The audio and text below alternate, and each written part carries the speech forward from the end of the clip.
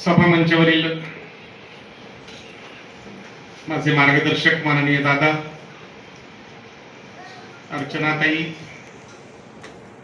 शिंदे साहेब, फड साहेब, माननीय संघचालक, सभागृहात बसलेले मोठे कार्यकर्ते आमचे ओमप्रकाशजी, या भवंतू समाजाच्या साजेून काम करणारे साळुंकेजी, विकास जगताप,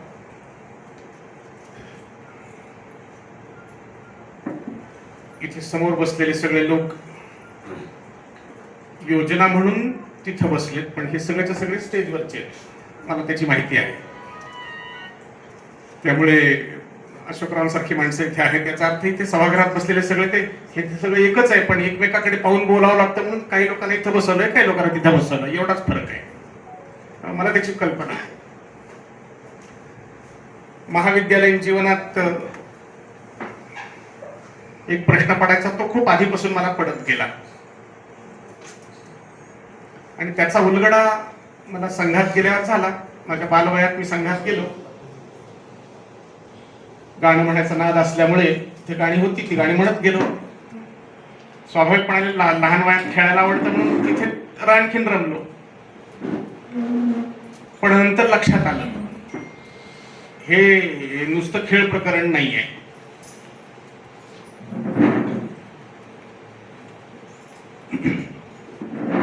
समोर दिसणारं जे समाजातलं सगळं शल्य आहे, हे संवेदनाशील माणसाला जाणवतं.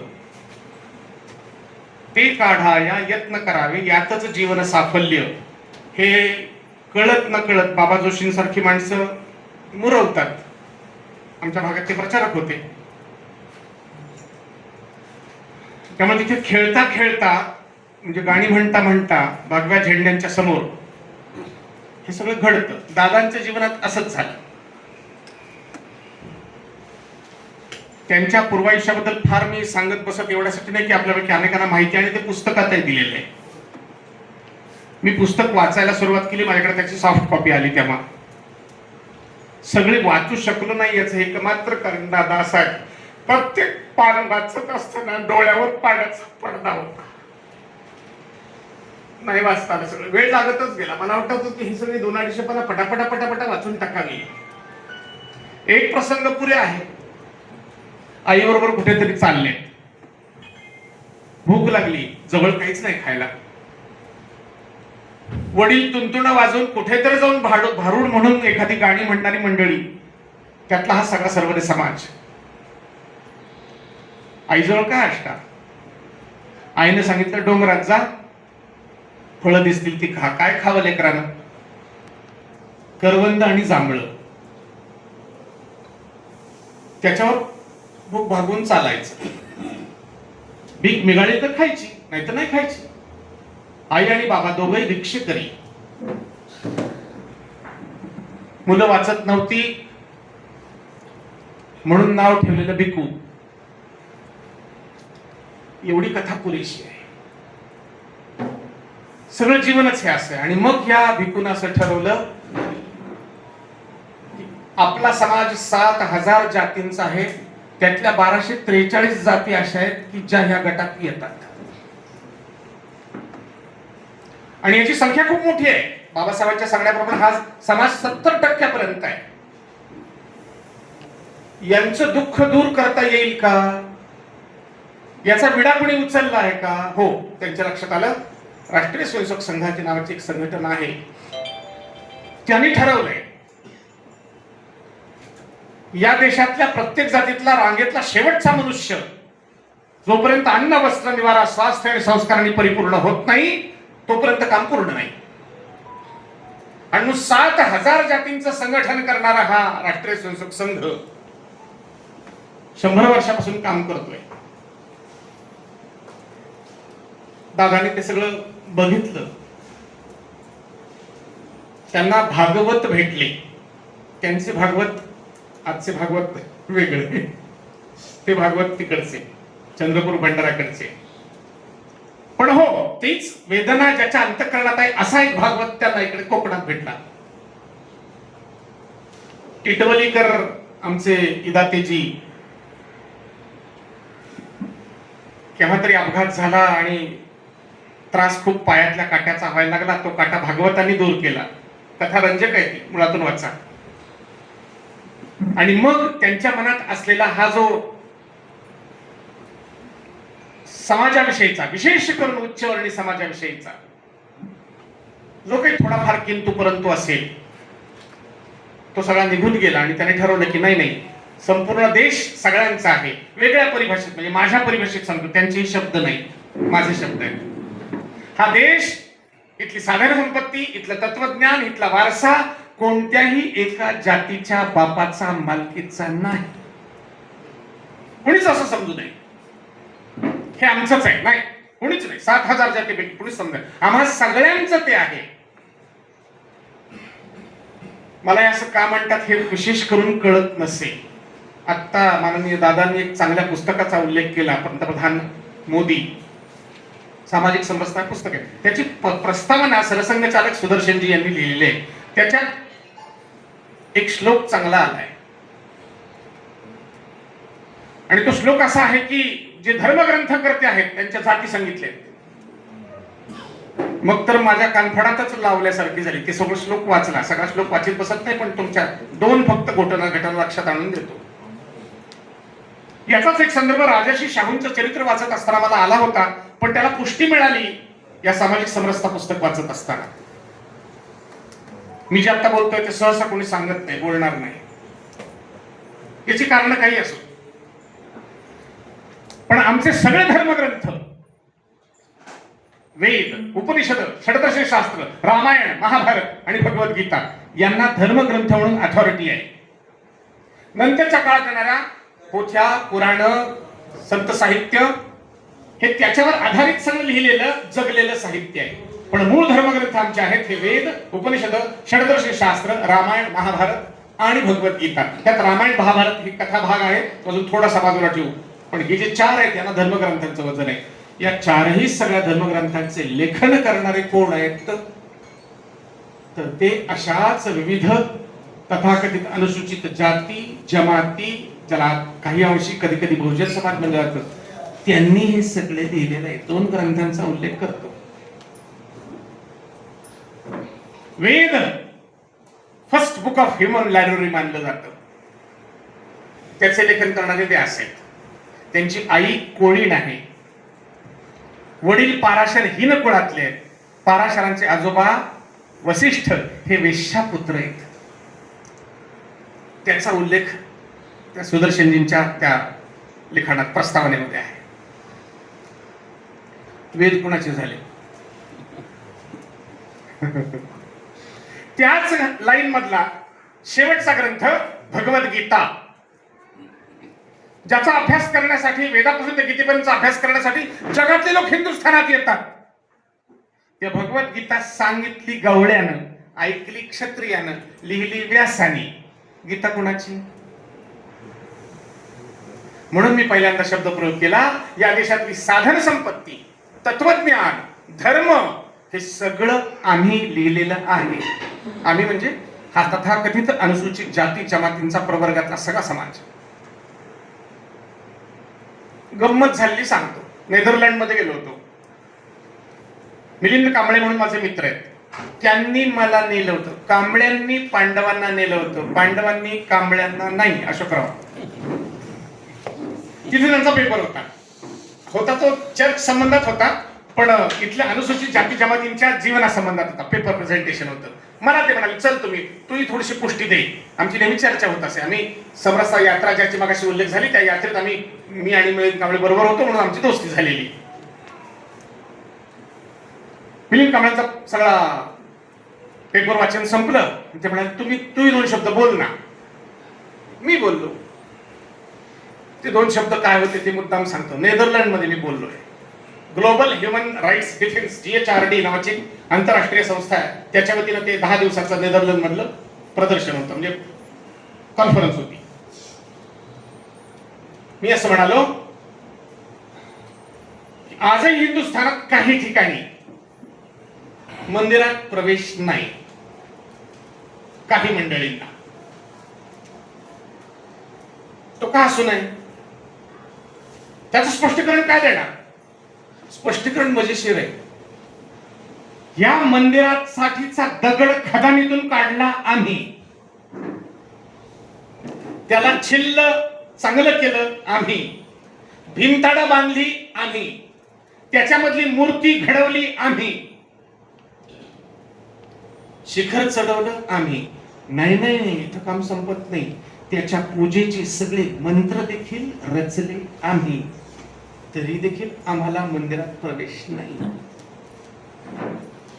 दोनच मार्ग आहेत प्रश्न सोडवण्याचा. एक, आम्हालाही येऊ द्या, कारण मगाशी सांगितलेली मी सगळी कारण परंपरा आहे. नाहीतर दुसरा उपाय आहे, तो चांगला नाही पण करावा लागेल. तुम्ही बाहेर व्हा, आम्ही सगळं बघतो. कोणता निवडायचा पर्याय तो ठरवा. हे सगळं झाल्यावर श्रीलंकेचे सेवानिवृत्त सरन्यायाधीश मला भेटायला आले. ते म्हणाले, काय बोलताय तुम्ही? म्हणलं, हो, मी तेच सांगतोय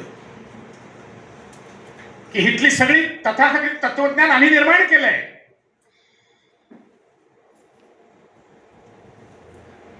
मग काय झालं? तत्वज्ञान निर्माण करायचं नाही नाही, ते जगाच्या कल्याणाचं आहे असं जग सांगतं. भारतातल्या काही मंडळींना मात्र तसं वाटत नाही.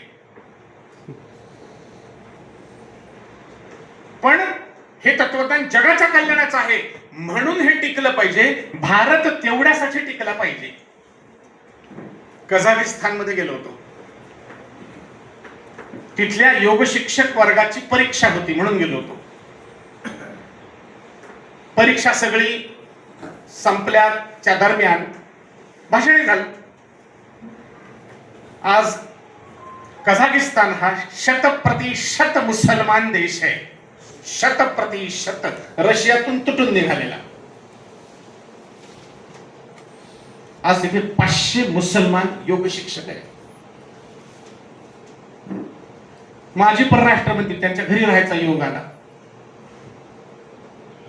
त्यांना मी म्हणालो की तुम्ही तर मुसलमान, हे योगाचं प्रकरण फोफावतंय, तुम्हाला काही वाटत नाही? नाही नाही म्हणाले, आज तुमचं होम हवन या विषयावर आम्ही भाषण ठेवले. मला यातलं ज्ञान काहीच नाही, असंच पाहिलेलं ऐकलेलं, कधी कधी टीका केलेली. ती म्हणजे त्याच्यावर भाषण द्या, करून दाखवा. ते करूनही दाखवलं, भाषणही दिलं. म्हटलं, हा प्रकरण मला कळत नाही. त्याच्याकडे जेवायला गेलो होतो, त्याला म्हटलं हे कळत नाही मला. ते म्हणाले, आम्हाला भारताकडून 3 गोष्टी हव्यात: निसर्गोपचार, योग आणि आयुर्वेद. हे तुमच्याकडनं आम्हाला हवंय. मग आम्ही इथे जेव्हा आम्ही परतलो तेव्हा आणखीन आम्ही 2 आयुर्वेदिक डॉक्टर्स त्यांच्याकडे पुन्हा 15 दिवसासाठी पाठवले होते. सांगायचा उद्देश असा आहे की हे जे भारताचं तत्वज्ञान आजच्या मुसलमान देशांना सुद्धा शिकावंसं वाटतं, त्याचे निर्माते दादा आपल्यासारखी माणसं आहेत. म्हणून दादा हे कर्मवीर असतील आहेत, पण ते ऋषी गटात जातात हेही आम्ही विसरता कामा नये. कारण हे सगळ्या ऋषींची परंपरा हीच आहे. म्हणून फुले शाहू आंबेडकर हे सुद्धा या देशातले आधुनिक ऋषीच आहेत.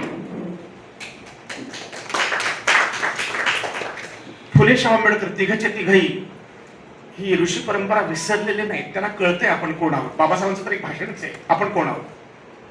पण महात्मा फुल्यांना हे कळत होतं की नव्हतं मला नाही माहिती, परंतु महात्मा फुल्यांनी सुद्धा ही परंपरा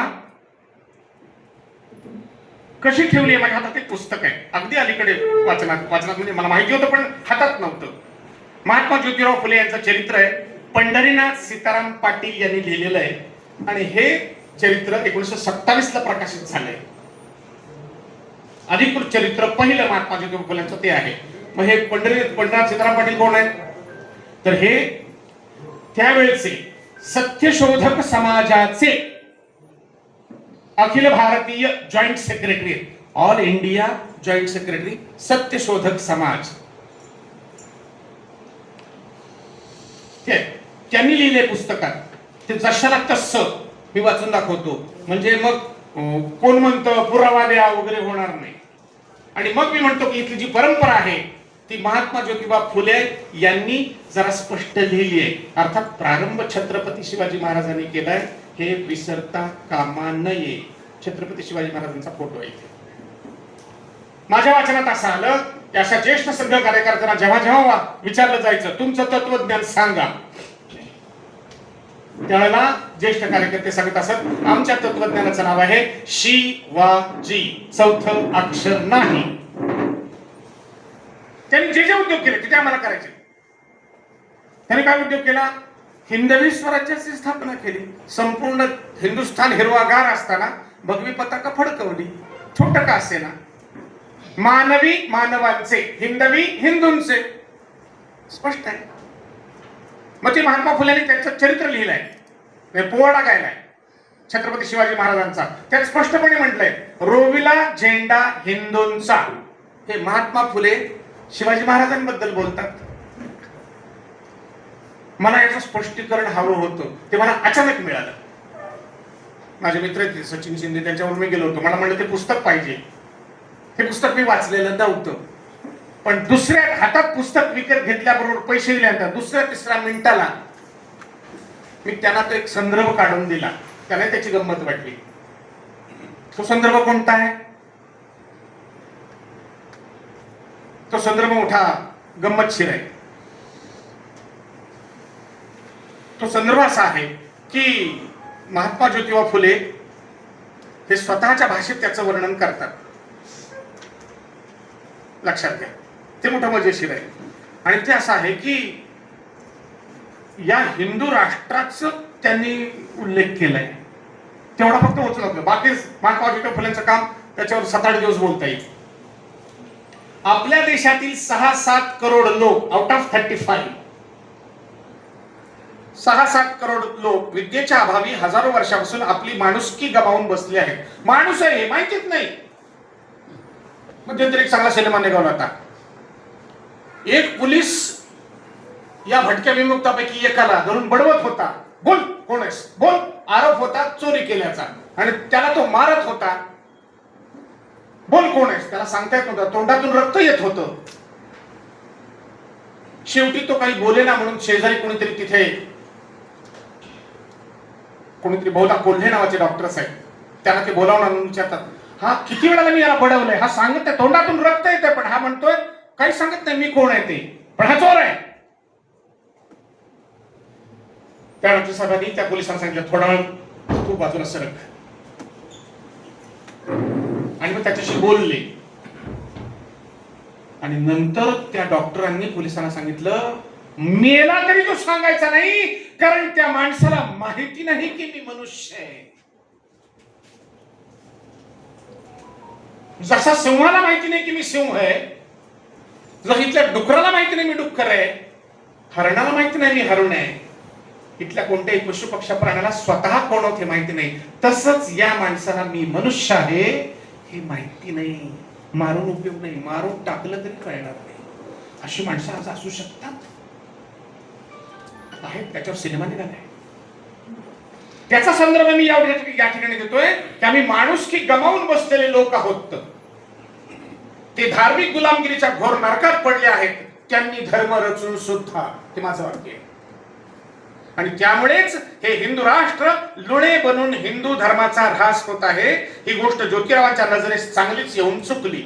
या वर्गात विद्येचा प्रचार झाल्याशिवाय त्यांची अस्पृश्यता दूर होणार नाही आणि विद्येखेरीज ती आपली उन्नती करून घेऊन राष्ट्रातील वरिष्ठ वर्गात तादात्म्य पावणार नाहीत असे त्यांना नेहमी वाटत असे.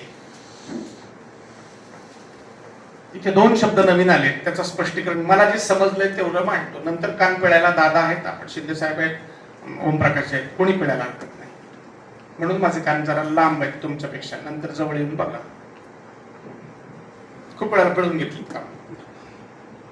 सांगायची गंमत अशी आहे, इथे राष्ट्र एक शब्द आलाय. राष्ट्र या शब्दाचा एका वाक्यात अर्थ असा, भूतकाळातील घडलेल्या घटनांच्या संबंधामध्ये समान सुखदुःखाची भावना घेऊन, भविष्याची समान आकांक्षा ठेवून वर्तमान काळात चालणारा समाज, दॅट इज राष्ट्र. असं आहे का? असं नाही. जुन्या काळातल्या ज्या सगळ्या सुखदुःखाच्या घटना घडल्या असतील त्या संबंधामध्ये सगळ्यांचा समान विचार घेऊन भविष्याची समान संकल्पना घेऊन भारतातले लोक राहतात का? नाहीत राहत. म्हणून विधाते सारख्यांना आम्हाला अवतार घ्यावा लागतो. तेच सांगावं लागतं, पुन्हा पुन्हा पुन्हा पुन्हा तेच सांगावं लागतं. दुर्दैवाने गेले 1000 वर्षामध्ये हे सांगण्याचा प्रयास फार झाला नाही. महात्मा फुलेने त्याचं उद्घाटन केलं. लक्षात घ्या. बाबासाहेबांनी जसं डिसेंबर 1928 ला हिंदूचे धर्मशास्त्र म्हणून पुस्तक लेख लिहिला आणि त्या संपादकीयामध्ये स्पष्टपणे सांगून टाकलं, हे हिंदू राष्ट्र प्राचीन आहे. या संबंधामध्ये कुणाचाही दुमत होण्याचं कारण नाही. महात्मा ज्योतिबा फुले आणि बाबासाहेब आंबेडकर या दोघांच्या वेळेला ब्रिटिशांचं राज्य होतं. एक प्रश्न सूक्ष्म विचारतो, उत्तर तुमच्यावर आहे. ब्रिटिशांच्या काळात महात्मा फुलेही म्हणतात हे हिंदू राष्ट्र आहे. डॉक्टर बाबासाहेब आंबेडकरही ब्रिटिशांच्या काळात हे हिंदू राष्ट्र म्हणतात. आज नसायला काय झालं शिंदे साहेब? म्हणून राज्य कुणाचंही असो, राष्ट्र हिंदू राष्ट्रच राहतं. पण का मागं पडलं? 7000 जातीतल्या 1243 जातींना माणूस म्हणून जगायचा शिल्लक राहिली नाही. बाबासाहेबांची कारणं दिलेली खूप वेगळी आहेत, आजकाल प्रचलित असण्याची खूप वेगळी आहेत. पण बाबासाहेबांनी याचं विश्लेषण केलंय. मला असं वाटतं या संबंधामध्ये महात्मा ज्योतिबा फुलेंनी जे केलेलं काम आहे त्या कामाच्याच संबंधामध्ये एका ठिकाणी मला जे या पुस्तकात, आता पुस्तकाचा गौरव आहे म्हणून मुद्दाम त्या पुस्तकातला परिच्छेद जशाला तसा वाचून दाखवतो. प्रयोग सुरू झाले, प्रयोगामध्ये काही त्रुटी राहिल्या, पण प्रयोग सुरू झाले हे सगळ्यात महत्वाचं आहे की सगळ्यांनी मिळून आपण हे राष्ट्रावरती आणू. म्हणजे काय, मागे पडले त्याला सगळ्यांच्या बरोबर आणू आणि सगळ्यांचं काम, सगळ्यांच्या मदतीने आपण राष्ट्र पुन्हा एकदा वैभवाला नेऊ. नीलिमा देशपांडे याच्यासाठी मला विशेष त्यांचा धन्यवाद द्यायचे. अर्चनाताई केव्हा तरी आमच्या नीलिमाताईंची जरूर भेट घेऊन आमचे धन्यवाद त्यांना कळवा. पुस्तक मुळातून वाचलं पाहिजे. 10-5 परिच्छेद आहेत, मी सगळे वाचणार. त्याचा एक परिच्छेद जिथून समरसाचा उगम झाला तेच मुद्दा वाचून दाखवतो. बाबा आमच्या दादा इदातींचे हे वाक्य आहे. ते म्हणतात, म्हणजे दादा म्हणतात, प्रत्येक बाबतीत स्वतंत्र बुद्धीने सत्याचा पाठपुरावा करण्याकरता ज्योतिबांनी सत्यशोधक चळवळ सुरू केली. परंतु त्यांच्या मागे या चळवळीचा मूळ उद्देश साफ बाजूला राहिला. त्यांच्या मागे म्हणजे महात्मा ज्योतिबा फुलेंच्या नंतर, आणि तिचं रूपांतर ब्राह्मणेतर चळवळीत झालं. तेही अस्पृश्याला बाजूला ठेवून वंचित आणि पीडित समाजाची दिशाभूल झाली. तिचं नेतृत्व ब्राह्मण क्षेत्रातील स्पृश्य, ब्राह्मणेतर क्षेत्रातील स्पृश्य, सधन आणि पांढरपेशा वर्गाच्या हातात गेले. ब्राह्मण्याविरुद्ध लढ्याला ब्राह्मण विरोधी स्वरूप दिलं. अपप्रवृत्ती लक्ष न होता जात ही लक्ष झाली. स्वजनांचे अपराध आणि दोष यांच्याकडे कानाडोळा झाला. यामुळे सर्व पिळल्या जाणाऱ्यांची पिळणाऱ्यांच्या विरुद्ध संघटना करण्यामध्ये अडचण निर्माण झाला. गरिबात फूट पडली आणि एकसंघ फळी निर्माण करता आली नाही. त्यामुळे आर्थिक समतेवर आधारलेल्या नवसमाज निर्मितीचं स्वप्न दुरावलं.